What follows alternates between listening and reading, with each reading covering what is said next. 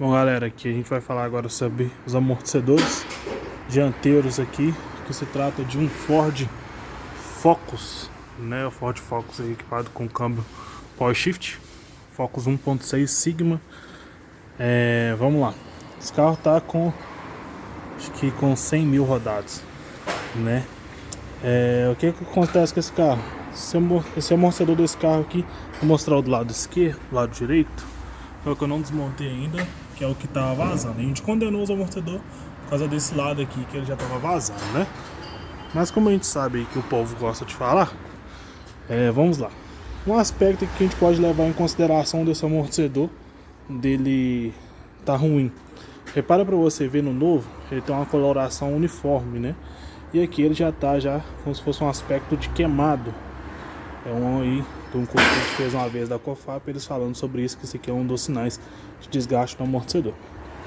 Outra coisa que leva a gente a crer que tá com problema. Repara para você ver, esse aqui é o coxinho do amortecedor. O coxinho do amortecedor não tem lado, nem direito nem esquerdo, mas o amortecedor tem lado, tá? Esse daqui é o lado esquerdo que a gente vai estar montando o veículo. O coxinho não precisa de lado não, ele é a mesma coisa. A gente vai estar utilizando aqui Montbezani, muito bom aí também, marca deles. E o amortecedor a gente vai estar aplicando Nakata, que a gente está aplicando aqui nesse carro.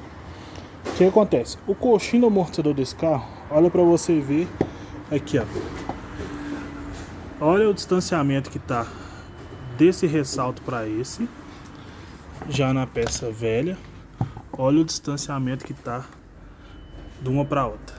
Repara para você ver, já tá bem baixo. Mostra que essa peça aqui ela cedeu, ó, né? Você pode ver até um desgaste ali. Repare aqui também, ó, o ressalto que essa aqui tá para fora. Olha essa daqui, a diferença que tá, já tá encostada. Então mostra que o coxinho também já chegou no seu ponto de desgaste e ele não tá suprindo, ele não tá amortecendo, né? O impacto. Já o amortecedor aqui, ó. Esse amortecedor ele é um amortecedor pressurizado. Quando fala que ele é um amortecedor pressurizado, ele vem montado aqui com essa arte aqui, ó, que ele deixa ele pressionado para baixo, porque senão não cabe nem na caixa, né? O tamanho da arte. Olha a força que eu vou fazer para descer esse amortecedor. A mão até trema.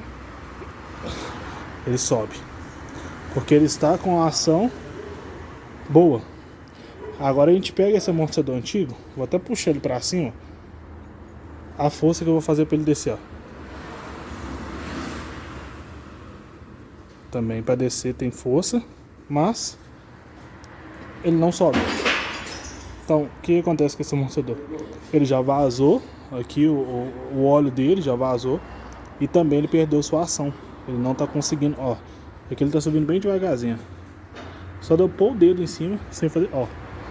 Aqui, ó. Só deu pôr o dedo em cima, ele já não consegue retornar mais, por causa que a ação dele já não está funcionando mais. Provavelmente ele deve ter vazado o óleo, né? E o cliente mandou lavar o carro e deve ter lavado ali a parte de suspensão e vazou e limpou.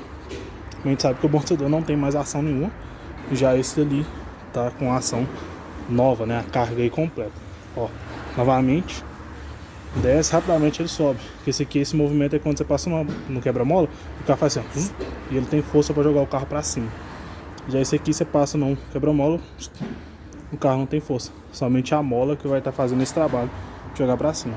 Então sempre que for fazer esse serviço, utilize ferramenta, pelo amor de Deus, gente. Aqui a gente tem essa daqui da Raven, que é muito boa, e é isso daí. Então bora lá agora fazer a substituição do amortecedor. Aqui eu não tá, ó, tá solto, tá? Senão daqui a pouco o povo fala aí que eu tô amassando o amortecedor, não sei o que lá. Mas não, aqui tá solto. Só prendi ali para eu poder ilustrar para vocês como é que tá. Tranquilo?